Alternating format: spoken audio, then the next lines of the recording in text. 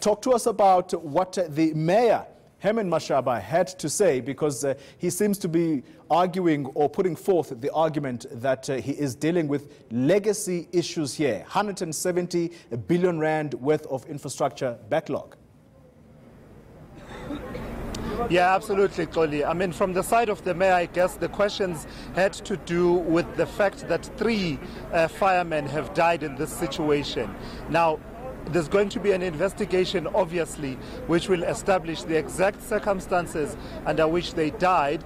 But it doesn't stop the questions from arising about the conditions under which firefighters in Johannesburg have been working in the last few years. I mean, I had questions only about, for instance, the whole issue around the availability of fire trucks, fire engines. At some point, I think 2 months ago, actually, there were reports that Joburg in its entirety, about 6 million citizens, residents, if I'm not mistaken, were being serviced by just 14 fire trucks, fire engines that were functional, that could be deployed instantly. Those were reports about 2 months ago that were in the media. And I guess those are the questions I had, because the explanation that we are in the process of procuring fire engines is an explanation that the city of Johannesburg has certainly given us since 2014. I think it was in May 2014 when some firefighters had to be rescued from the Transnet building in Braamfontein, where they faced challenges with their equipment. And at that particular point, they were crying about what they were calling compressed air that made it difficult for them to actually get to the fire as rapidly as they should have, and other equipment that really would have meant that they were able to get to the level at which the fire was burning to be able to start putting their efforts to try and douse that flame. 2014, the explanation was we are procuring more fire engines and we are trying to upgrade and make sure that everything is up to standard. In fact, there were even denials that there were equipment and resource challenges. 2015, Zikhona Chona faced the same story and was asking similar questions. This was at the point at which some firefighters were even refusing to go to work and actually embarking on strike action. And some of them actually found themselves on the other side of disciplinary processes of the city of Joburg over the working conditions. And these are the questions that I was putting to Herman Mashaba. And indeed, he did say that they've been dealing with legacy issues and that there's been this issue around the procurement of fire engines, for which a contract had already been granted, had already been passed by the previous administration, I take it, that was led by the ANC in the city of Joburg, and Herman Mashaba saying that it was awarded fraudulently and they've had to halt that, and now they're working on reissuing that tender so that someone can supply these vehicles. It's a specialist function, according to the city of Joburg.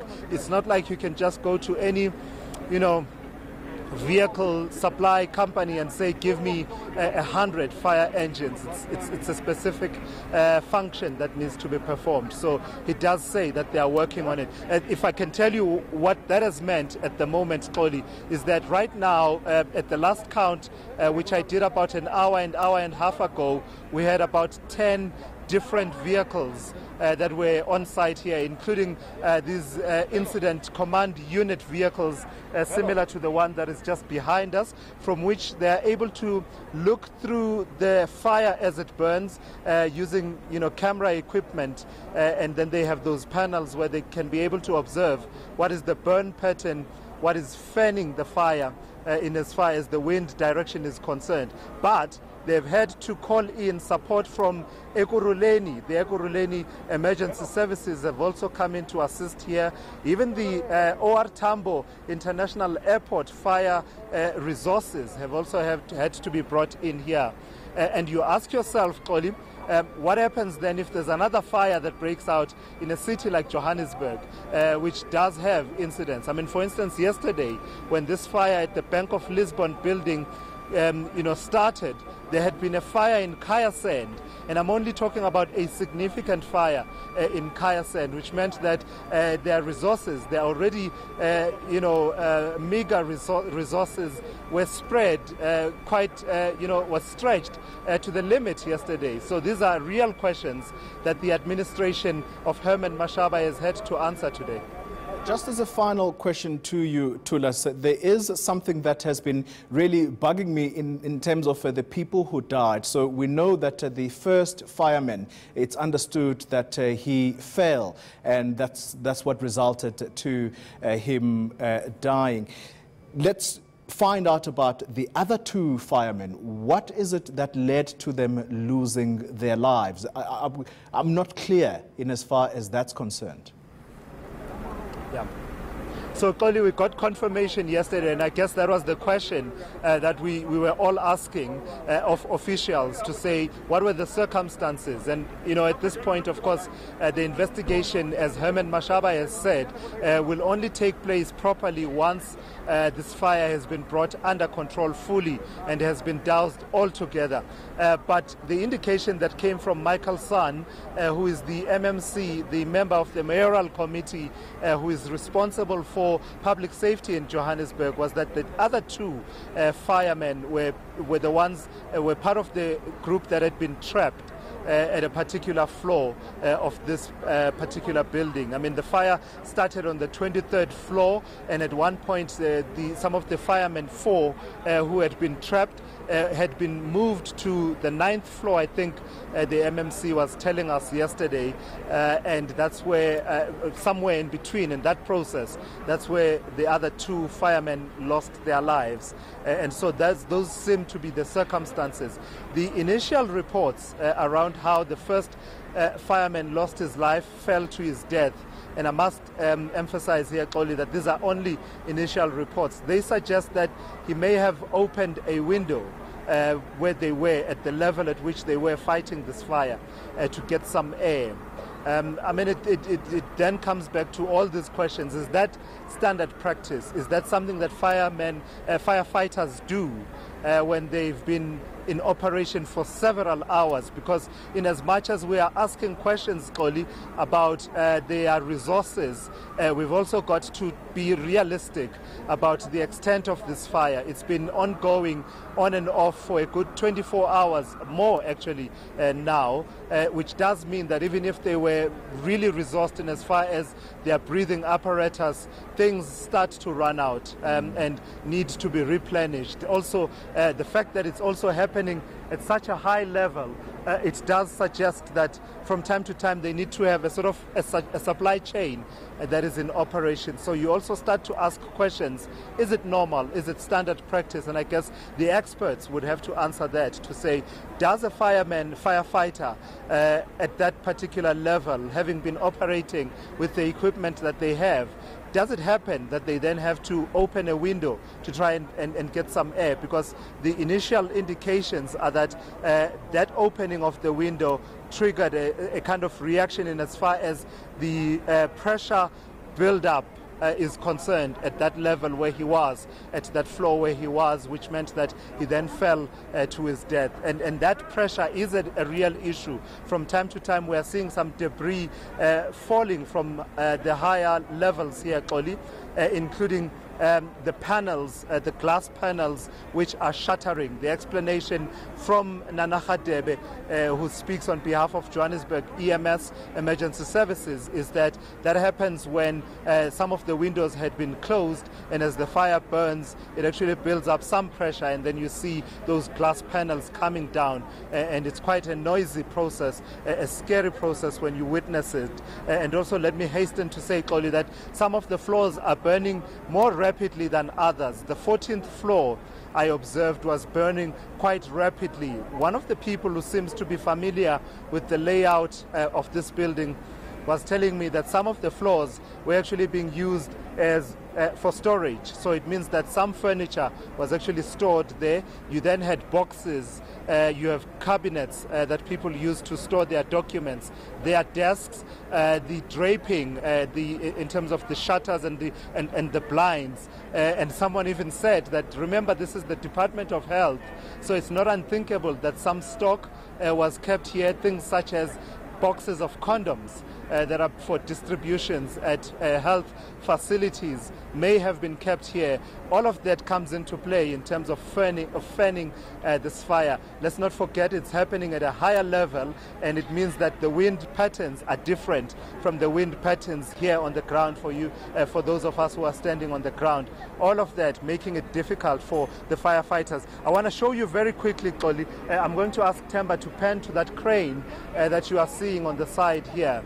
The effort that they're trying to do, the firefighters, is really to flood the lower levels of this building, which would mean that in as much as the fire has burnt through several floors really on the upper levels, I think about 8 or 9 floors on the upper levels, there should be a point at which floors are so flooded that it's simply not possible for the fire to continue to burn beyond those floors. So that's what those officials are trying to do with that crane, that steps, that ladder, which is in the form of a crane that they've deployed. And they've deployed one this side, and I see that the vehicle that did come from OR Tambo International Airport and the vehicle from Ekurhuleni also have that capacity to do exactly that.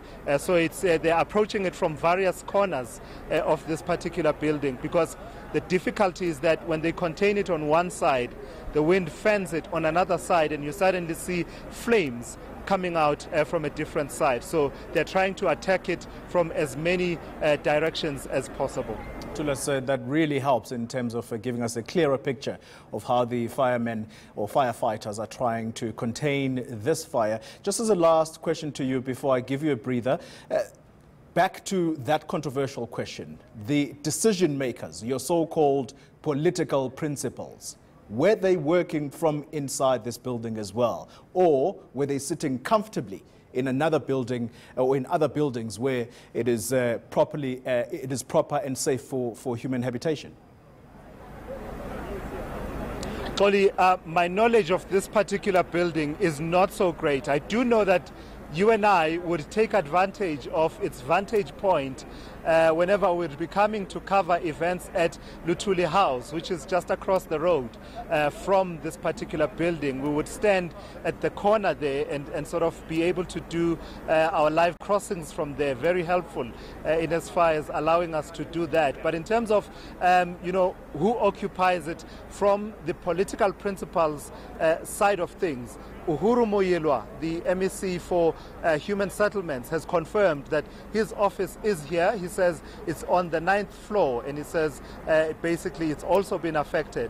I wonder if the other MECs, the MEC for Health, you'll have to help me if you have that information, Xoli. I can't recall whether the MEC for Health sits here, and if I'm not mistaken, the Cooperative Governance and Traditional Affairs function is actually, it goes hand in hand with Uhuru Moyelwa's department, which is human settlements. So that would answer the other department, the question around the other department. Be that as it may, Xoli, it comes back to questions about the political responsibility. You rightly point out it falls squarely on people such as the MEC for Department of Infrastructure Development, Jacob Mamabolo, whose department is responsible for ensuring that government has space to work from.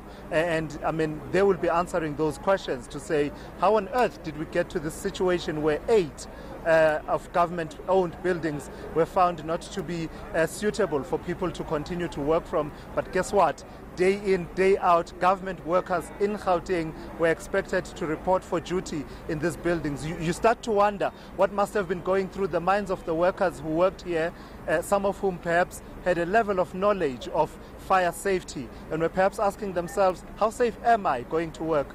in this particular building on a daily basis, which did lead some of them to reach out and speak to media, including our colleague Slindelo Masikane. About a week ago, ominously, about a week ago, workers were really concerned about the state of this particular building. So you're right. There were moves a few years ago, Xoli, to embark on a project that was to be called the government precinct, Gauteng government precinct here in the city centre, which was to sort of consolidate the space from which government officials work from in the inner city. I don't know whatever happened to that project. It was a project that was plagued by delays and plagued by issues of planning and budgeting.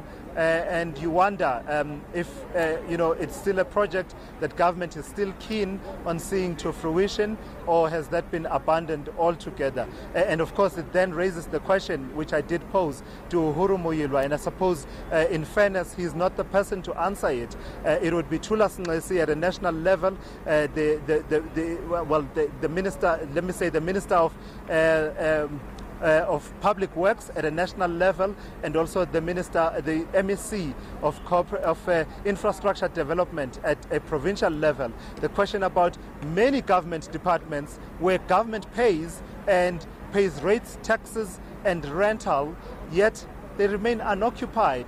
The last count was 2,000 of those buildings, costing us hundreds of millions of rand every year, Xoli. It's incredulous. It's unbelievable that you would have a situation like that, and you have workers reporting to buildings such as the Bank of Lisbon, which were deemed to be unsafe.